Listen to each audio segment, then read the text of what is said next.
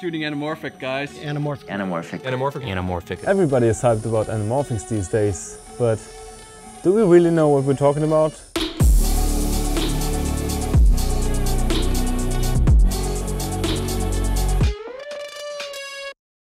To find out why we might get the anamorphic look all wrong, how I drove 17 hours just to pick up the Mercury anamorphics, and why the heck I'm in the DeLorean from Back to the Future, we have to go back in time.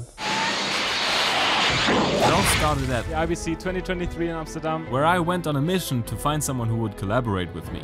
And, well... Would it be possible to do like a collaboration to test out the Mercuries for like a video? How much money you got? Nothing. Okay, here are your lenses. What? Yep, we come into the bit. Oh. Have fun, Mr. Films. Okay. That was a weird handshake, but you'll do well. Yeah, okay. He's next. Alright, I gotta go back to work. That was easy. Or was it? I mean, while the magic of comedic editing covered up how I drove 17 hours to Poland and back just to pick up these lenses from a fancy film festival. Insert photo of us with Willem Dafoe, here. After the CEO and co-founder of Atlas invited me, they did pay for the whole trip. I now have 2 weeks to do pretty much whatever I want with these puppies until I have to send them back and give you my raw and de-squeezed opinion about them. And right now there's quite a big debate on how soft an anamorphic lens should actually be. So I wanted to find the answer to this one question. But instead I ended up in a bottomless rabbit hole, unfolding more questions than I could find answers to. So with the help of the Atlas Mercurys, my mission is to finally lay the debate over what makes the anamorphic look to rest. I started out with getting some test shots and immediately fell in love with how these lenses make pretty much everything I point them at look absolutely magical. They really have that... what was it again? Vintage characteristics of a lens really aid to the anamorphic look. It needs to be usable so that on set you're able to, not come into any issues. It has to be a balance of both, I think. And usable they are, because it's not just the images they produce, but also the lenses themselves that, first of all, just look so good.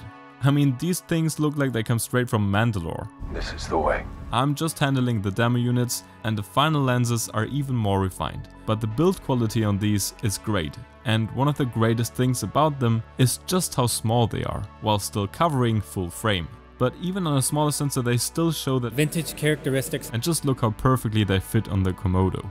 There are obviously smaller and cheaper anamorphics on the market right now, but if you want actual high quality anamorphics, and yes, we'll get into what that means in a second, this might be the cheapest and most compact option out there right now. I know, some of you want to scream at your screen right now. What about Zeroy, Vazen, Laowa? But trust me, we'll get to it. And all of what I'm saying isn't just based on these few shots alone, I actually got some side-by-side comparisons as well as a dedicated shoot coming up in this video. But let's start with the side-by-side tests. And a big shout out to 7-Eleven Rent in Hamburg for letting me shoot in their warehouse and use their set of Atlas Orions in the silver edition. And this was very special, because there are actually just 100 sets of these worldwide, but we'll come to that in a second. I now had 4 lenses to compare, and while this test is not highly scientific, it does show us how some cheaper anamorphics perform compared to more expensive ones.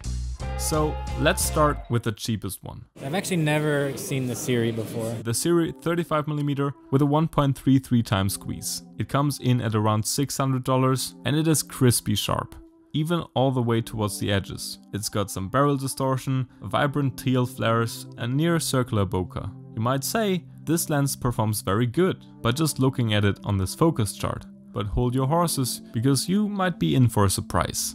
Next up, the Vazen 40mm with a 1.8 times squeeze. You can get this one for $3,250 and it already looks a bit softer than the cheaper Zeroy. It does have more neutral colors, the slightest bit of focus fall off in the edges and also some barrel distortion. Its flares lean more into the purple side and it does have some seriously stretched bokeh.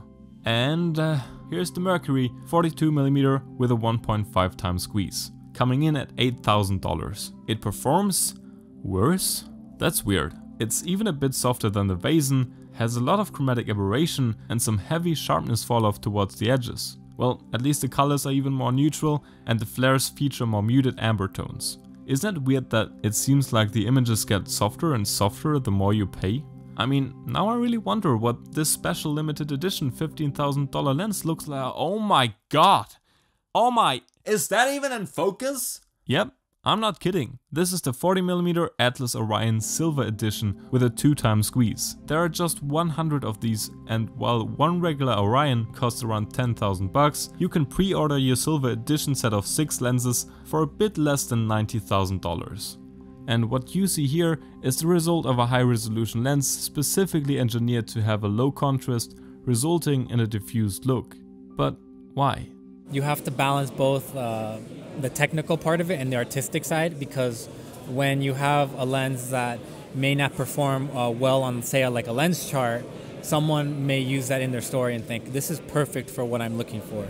Atlas was right. You rarely see a test chart in Hollywood movies. What I needed was a story that gives this nostalgic vintage look purpose. What I needed was a DeLorean. DeLorean? Yes, Marty, a DeLorean. Because if you're gonna be able to make a video about the Atlas MERCURYs, why not do it with some style? And luckily, there was just a place near me that is all about DeLoreans. So a huge shout out to Autotechnik Wagner in Haslo and Michael Wagner for letting me borrow his time machine and shoot with it.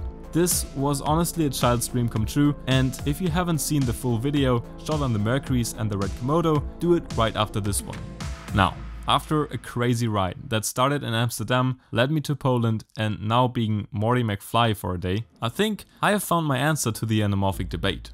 What people often complain about in these newer mid-tier anamorphics is that they are too soft. But you have to be careful distinguishing between a soft and diffused look. Because if the goal is to get that classic vintage anamorphic look that we know and love from old Hollywood movies, that is a diffused look. Simply because back in the days the sole purpose of anamorphics was to get a wider frame. However, as time evolved, those weird anamorphic artifacts have established themselves so much that every time we see them now, we immediately think, Voila. Cinema. if I choose to shoot anamorphic, I choose it because I want my work to look like those old movies. And ultimately, that is why anamorphics are still around to this day. Again, there's nothing wrong with wanting an absolute crispy image and still some of the anamorphic character. It's all a matter of taste after all. But then it feels even weirder when people start complaining about an anamorphic lens being soft, when that's literally the origin of that look. The great thing about this is we can literally see where someone who'd complain about that is coming from by simply just looking at the lens chart again. Notice how the cheaper the lenses get, the cleaner they get as well. That isn't necessarily a sign for better quality. I think in this case, it's just a lack of purposeful character. Because while it used to be quite difficult manufacturing good performing lenses, it has since gotten easier. And we're at a point where we want some character, we don't want just the same old boring. So the real challenge today is to manufacture a lens that gives you just the right character for your story. And in my opinion, Atlas has just mastered this challenge with the MERCURYs. You might have noticed that I barely talked about bokeh, flares or the 1.5x squeeze in this video. And that's because I just wanted to offer you an alternative to the endless, granted valuable videos about it. Just to give you my take on it, the flares look amazing and I love how they can take on any color of a light. They feel very controllable and the 1.5x squeeze convinced me more than I would have thought. I usually like the more stretched bokeh of a 1.8 or even a 2x squeeze. We should make a 4x anamorphic squeeze. But paired with the other characteristics of the MERCURYs, the bokeh just looks right. And the smaller squeeze factor is much easier to work with for all sorts of deliverables. If you like this slightly different view on anamorphics, consider subscribing. Well, now I have to send them back to Atlas. If only there was a way to spend a bit more time with them.